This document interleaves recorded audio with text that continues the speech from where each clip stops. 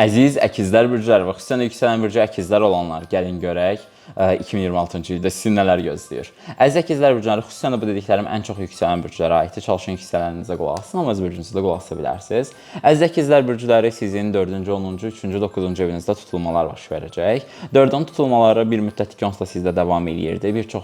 Bir qism əkizlərin ailə, ev, yuva ilə bağlı dəyişimlər yaşadı. Bəziləri ailə qurdu, bəziləri karyera həyatında dəyişimlər yaşadılar. 4-ün tutulmaları ailə, ev, yuva, yaşadığımız yerlə bağlı və bundan əlavə olaraq karyeramız, statusumuzla bağlı dəyişimlər və transformasiyalar təmsil edir. Və bu tutulmalarınızda eyni şəkildə davam eləyəcək. Lakin 2026-cı ildə 3-9 tutulmalarınız da gəlir. Bu da yaxın çevrə, qohum-əqrəbə, qonşu, qardaş bacı kimi mövzularda müəyyən dəyişimlər, transformasiyalar gətirəcək həyatınıza və bununla yanaşı da xaricə getmək, gəzmək, səyahət etmək, yeni yerlər görmək, bəlkə yeni bir təhsilə başlamaq, dini, mənəvi, ruhani mövzularda dəyişim yaşamaq, həyata baxışınızda, fəlsəfənizdə dəyişim yaşamaq kimi mövzuları gündəmə gətirə bilər. Bir qism əkizlər 2026-cı ildə xaricə köçə bilər, xaricdə yaşaya bilər, xaricdə yeni bir həyata başlaya bilər, xüsusən də yüksələn bürcü əkizlər olanlarda. Bununla yanaşı da yeni bir təhsil və s. ya da din, inancla bağlı da transformasiya, dəyişim küləkləri əsə bilər.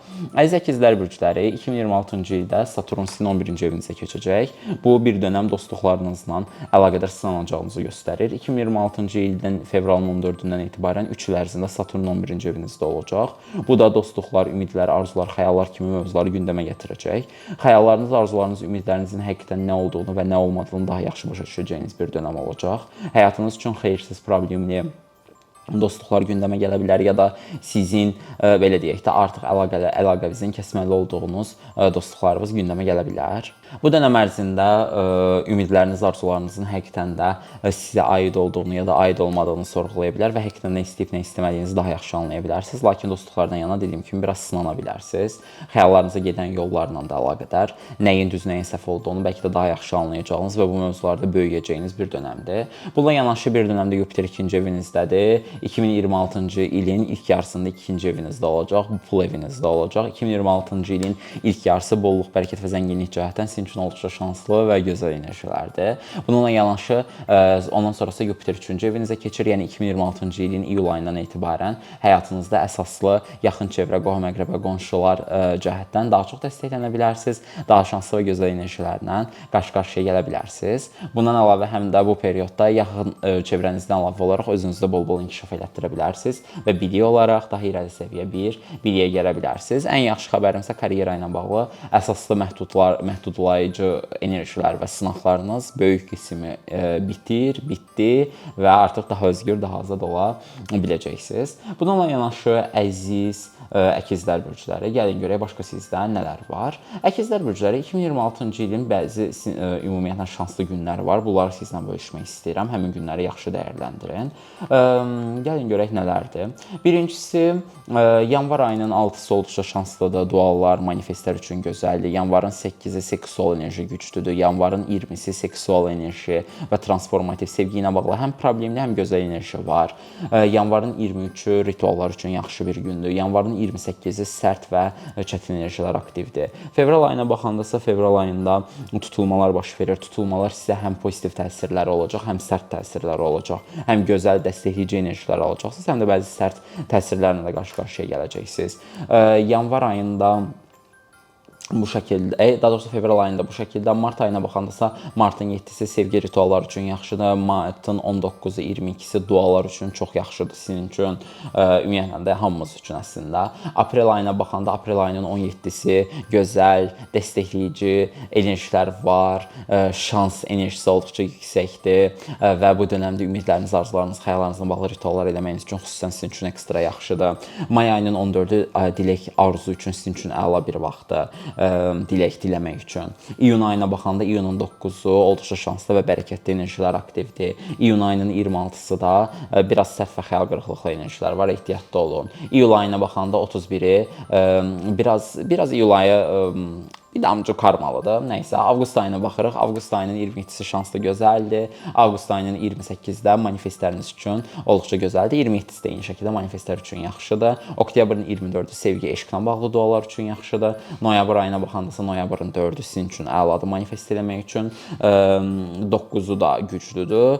Dekabr ayına baxandasa dekabrın 11-i çox xüsusi bir gündə yaxşı dəyərləndirin və dekabrın 24-ü də xərçəng dolunayıdır. Şuur altınıza daha çox yönələ bilərsiniz və içinizdə olan qaranlıq mövzularla üzləşə bilər, sirlər ortaya açıla bilər. Yəni bir çox maraqlı, qeyri-adi, həm də biraz belə qəribə enerjilər aktivləşə bilər.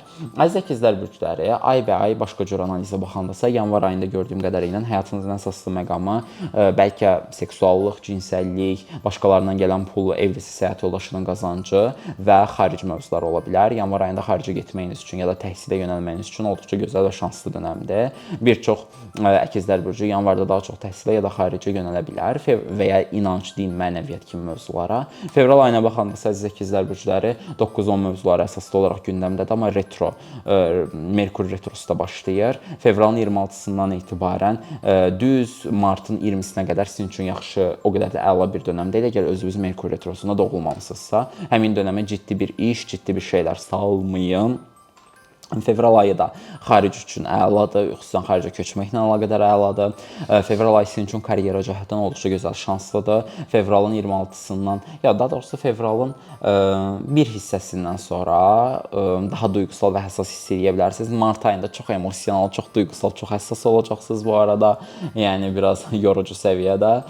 Mart ayı xəyallarınızda manifest eləmək üçün yaxşıdır, amma ümumiyyətlə belə sizin üçün iddialı və əla bir dönəm deyil, amma martın 20-sindən sonrası daha yaxşı. Aprel ayına baxandasa, aprel ayının 15-dən sonra daha çox güclü tutduğunu qopardan olacaqsınız və üstünüzdəki qəribə, emosional, həssas, depressiv enerji bir kənara uçub gedəcək. Bundan əlavə olaraq aprel ayında sevgi, eşq mövzuları gündəmə gələ bilər, dostluqlarınızla bağlı müəyyən qədər mübarizələr və zorluqlar verə bilərsiniz. Aprel ayının 24-dən sonrası sizin üçün çox şanslıdır. Ön planda olacaqsınız, daha çox sevilə bilər, dəyər görə bilər və maddi olaraq daha bərəkətli bir dönəmdə ola bilərsiniz.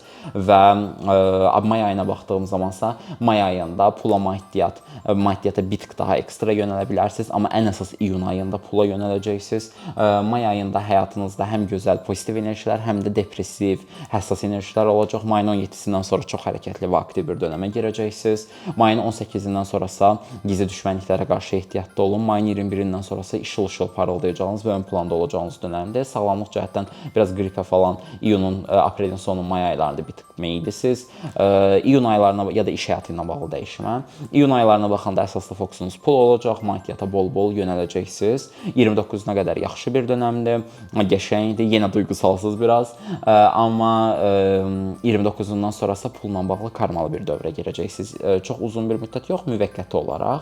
İyun ayının 28-29-dan sonra biraz mübarizəli, çətin bir dönəm olacaq. Əsasən də pulla bağlı, amma qısa müddət davam edəcək. Təxminən, belə deyim də sizə, iyulun təxminən 23-dən sonra sizin üçün biraz daha rahat və gözəl dönəm başlayacaq. İyul ayında pul mövzuları bol-bol gündəmə gələcək. Sadəcə pul getməyəcək, pul həm də gələcək. Narahat olmayın, çox pis deyil.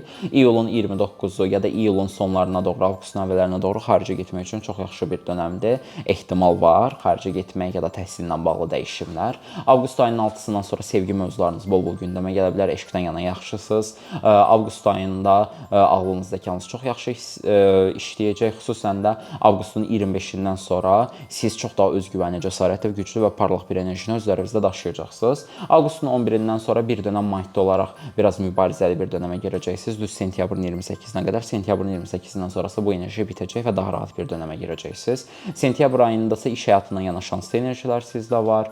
Gözəl və dəstəkləyici bəzi enerjilərlə qarşı-qarşıya gələ bilərsiniz. Sentyabr ayında dediyim kimi həyatınızla bağlı dəstəkləyici və gözəl enerjilər də var. Sentyabr ayı genel olaraq sizin üçün şanslıdır və sevgi, eşq mövzularına da daha çox yönələ bilərsiniz. Dəstəkləyici və çox gözəl enerjilər var. Oktyabr ayı da eyni şəkildə sizin üçün dəstəkləyici və gözəl enerjilər var. Oktyabrın xüsusən ilk hissələri daha da gözəldir, şanslıdır. Oktyabrda köhnə sevgililəriniz, eksləriniz qayıda bilər, xəbəriniz olsun. Merkur retrosu yenə başlayır. Bilirsiniz, hər Merkur retrosuna siz təsir alırsınız, təəssüf ki.